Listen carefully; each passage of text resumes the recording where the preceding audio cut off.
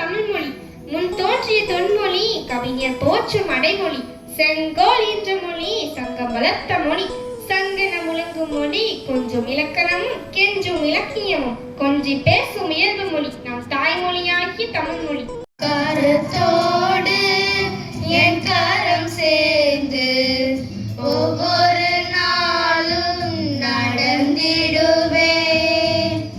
உன் விழியாலே உலகை பார்த்து ஒவ்வொரு நாளும்.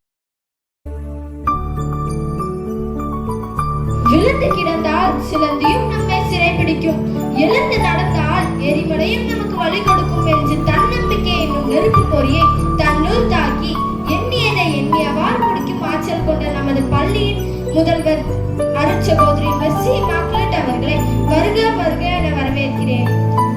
மூச்சு மறந்தாலும் பேச்சு மறந்தாலும் கல்வி பணி மறவாமல் நீரூற்றி சீராட்டி பாராட்டி வேரூன்றி வைத்து வறுமையை செழுமையாக்கி கல்லாமையை இல்லாமையாக்கி என்றும் அன்பின் உறைவிடமாய் ஆலயத்தின் ஒளிவிளக்காய் வெற்றியின் படிக்கட்டாய் பயணித்துக் கொண்டிருக்கும் நம் சிறப்பு விருந்தினர் திருமதி முனைவர் இ. வாசுகி அவர்களை வருக வருக என வரவேற்கிறேன்.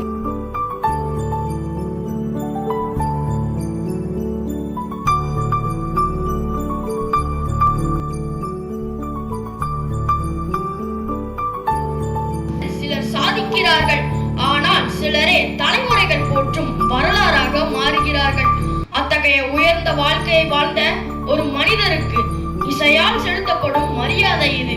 இதயங்களை தொடும் இந்த இசை பயண உணர்வில் நாமும் இணைவோம். நம் உணர்வுகளை தங்கள் இனிய குரலால் உயிர்ப்பிக்க வருகிறார்கள் நம் பள்ளி மாணவ மாணவியர்கள். நாடு பார்த்ததுண்டா, இந்த நாடு பார்த்ததுண்டா, நாடு பார்த்ததுண்டா, இந்த நாடு பார்த்ததுண்டா. தன் வீடு பார்க்காமல் வாழ்வு பார்க்காமல் இந்த நாடு முன்னேற நாடு முளைத்தவனை நாடு பார்த்ததுண்டா, இந்த நாடு பார்த்ததுண்டா. நான் செம்மொழியாம் எனது தாய்மொழியாகிய தமிழ் மொழிக்கு என் முதல் வணக்கம். விழாவினை சிறப்பித்துக் கொண்டிருக்கும் சிறப்பு விருந்தினர் அவர்களுக்கும் மாணவர்களுடைய கனவுகளுக்கு வழிகாட்டிடும் ஆசிரியர்களுக்கும் இங்கு நட்சத்திரங்களால் ஜொலிக்கும் மாணவ செல்வங்களுக்கும் என் அன்பும் பணிவும் கலந்த வணக்கம். அழியாத செல்வம் கல்வி, அல்ல அல்ல குறையாத செல்வம் கல்வி, பகிர பகிர பெருகும் செல்வம் கல்வி. ஒரு விதையை மண்ணில் விதைத்தால் அது மரமாக வளரும். ஆனால் ஒரு குழந்தையின் மனதில் கல்வியை விதைத்தால் அது ஒரு தலைமுறையே வளர்க்கும். இளமையில் கல் என்று சொல்கிறது ஆத்திச்சூடி. எண்ணும் எழுத்தும் கண்ணடகும் கைப்பொருள் தங்கள் மெய்ப்பொருள் கல்வி என்கிறது கொற்றை வேந்தன்.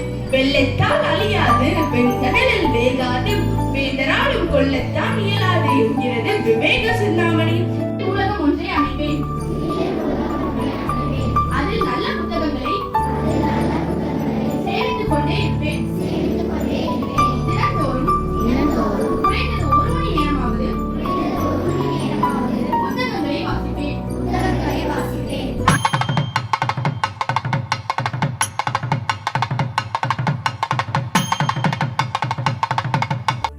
ஆசிரியர் பெருமக்களுக்கும் என் அன்பு நண்பர்களுக்கும் இனிய காலை வணக்கம்.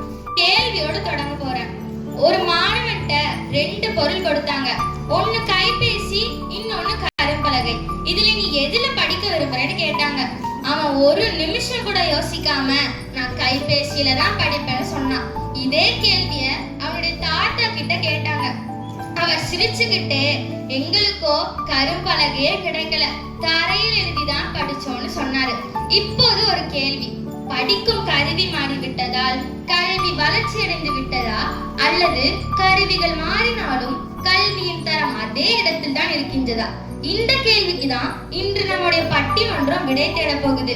பெரிய வளர்ச்சி நடுவர் அவர்களே, அன்னைக்கு ஒரு கிராமத்துல ஒரு பள்ளியாவது இருக்கா என்பதுதான் கேள்வி.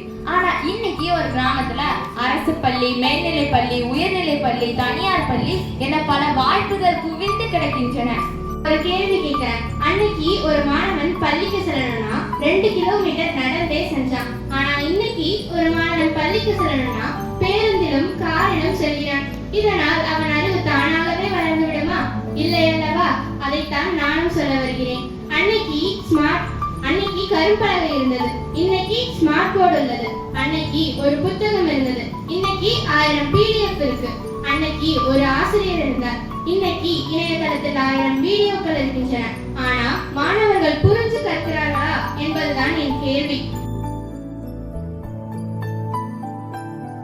வளர்ந்துருக்கலாம், கல்வி வளரவில்லைன்னு.